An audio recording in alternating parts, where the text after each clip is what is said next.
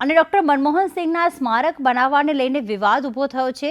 કોંગ્રેસે મેમોરિયલ બનાવવાની માંગ કરી હતી, ત્યારે કેન્દ્ર સરકારે મેમોરિયલ બનાવવાની જાહેરાત પણ કરી છે।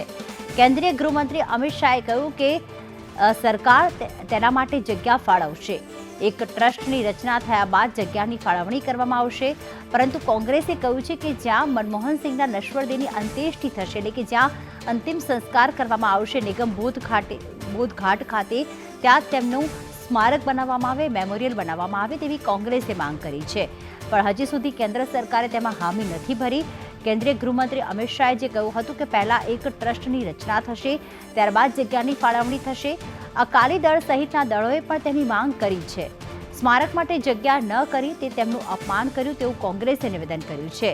તો કોંગ્રેસનું કહેવું છે કે દેશના પહેલા શીખ પીએમનું જાણી જોઈને અપમાન કરવામાં આવ્યું। તેમની વિરાસતનું સન્માન થાય તેવા સ્થળે જ સ્મારક બનાવવા કોંગ્રેસની માંગ છે।